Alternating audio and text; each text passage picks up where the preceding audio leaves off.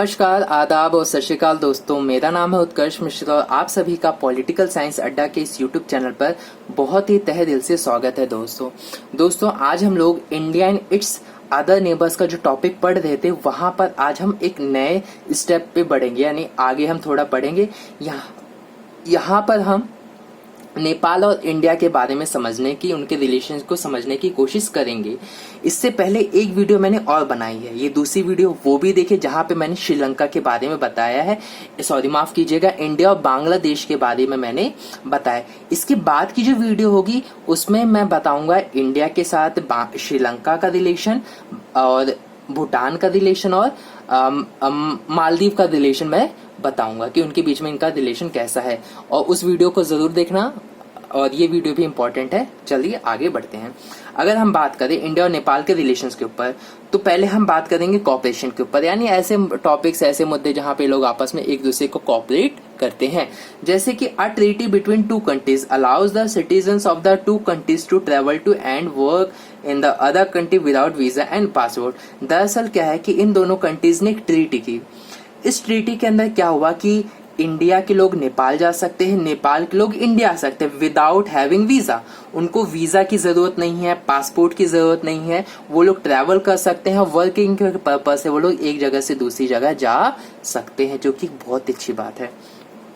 Trade, scientific corporation हो गया, common natural resources हो गया, इलेक्ट्रिसिटी जनरेशन हो गया, फिर इंटरलॉकिंग वाटर मैनेजमेंट ग्रिड्स हो गया, hold the two countries together. यानी जो साइंटिफिक कॉपरेशन की बात हो गई, ट्रेड को लेकर कोई मुद्दा हो गया, कॉमन नेचुरल रिसोर्सेज को हो गया, इलेक्ट्रिसिटी जनरेशन की हो गया, इन सारे मुद्दे पे भारत और नेपाल एक दूसरे की अच्छे से मदद कर रहे हैं। आगे मूव करें तो there is a hope that the consolidation of democracy in Nepal will lead to the improvements in the ties between the two countries. दरअसल क्या है, एक उम्मीद जगी क्योंकि नेपाल में डेमोक्रेसी धीरे धीरे स्टैब्लिश होना स्टार्ट हो चुकी है, तो जिससे भारत के लोगों पे एक उम्मीद जगी है, भारत में एक उम्मीद जगी है कि अब उनके जो रिलेशंस है दो कंट्रीज यानी इंडिया और नेपाल के बीच में वो काफी अच्छे होंगे, उन इम्प्रूवमेंट्स होंगे, काफी चीजें सुधार होंगी और अच्छे चीजें होने शुरू होगी।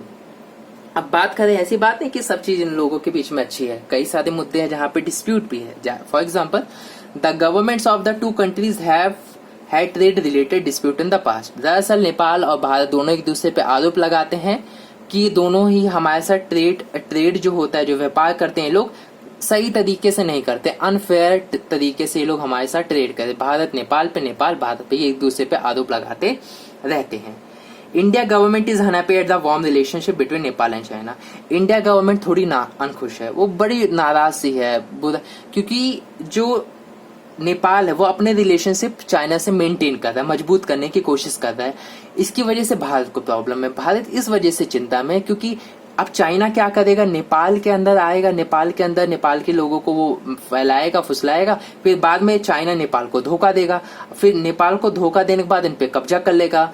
अब जब कब्जा कर लेगा तो फिर बाद में क्या होगा, वो भारत के ऊपर भी आक्रमण करेगा, भारत को भी ट्रबल में डालेगा। तो इस वजह से थोड़ा भारत है वो थोड़ा नाखुश है, क्योंकि उसने हिस्ट्री हमें पता ही है कि चाइना ने भारत के साथ क्या कि इवन वो जो उसके नेबर्स की कंट्री है उनके साथ वो क्या करता है। तो इस वजह से चाइना को भी थोड़ा समझना चाहिए, नेपाल को समझना चाहिए कि चाइना के साथ रिलेशन मेंटेन करो, लेकिन ऐसे मेंटेन मत करो जिसकी वजह से उनको धोखा मिले। आप उनके ऊपर, चाइना के ऊपर ब्लाइंडली ट्रस्ट नहीं कर सकते।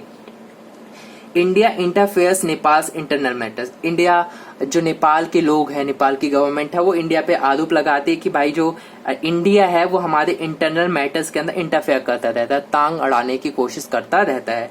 And dispute is hydro electricity generation. दरअसल और नेपाल की गवर्नमेंट ये भी आरोप लगाती है कि जिस इलाके में हम हाइड्रो इलेक्ट्रिसिटी जनरेट करते हैं, यानी जहां पे हम पानी की हेल्प से, वाटर की हेल्प से हम इलेक्ट्रिसिटी जनरेट करते हैं, वहां पे इंडिया ने अपनी आंख गड़ाकर रखी है। वो चाहता है कि वो इलाका उसको मिल जाए या उसके साथ शेयरिंग हो कुछ ना कुछ, तो इससे थोड़ा नेपाल खुश नहीं है।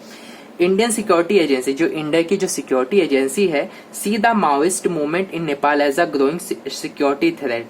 तो इंडिया की जो सिक्योरिटी एजेंसी है, नेपाल के अंदर जो माओइस्ट जो मूवमेंट चल रहा है उससे लेकर थोड़ा भारत की सिक्योरिटी एजेंसी वो थोड़ी थ्रेट में है, क्योंकि उनको पता है कि जो माओइस्ट मूवमेंट होगा नेपाल के अंदर तो फिर चाइना को एक तरीके से, चाइना की जो लोग हैं, जो चाइना के ग्रुप्स हैं, जो नेपाल में आएंगे, फिर नेपाल के अंदर अपनी आइडियोलॉजी थोपने की कोशिश करेंगे, फिर धीरे धीरे करके नेपाल को अपने चाइना के अंदर कंसिडर कर लेंगे और अपने चाइना को अपना ही अंग समझने लगेंगे। तो इस वजह से इंडिया की सिक्योरिटी एजेंसी थोड़ी चिंतित है।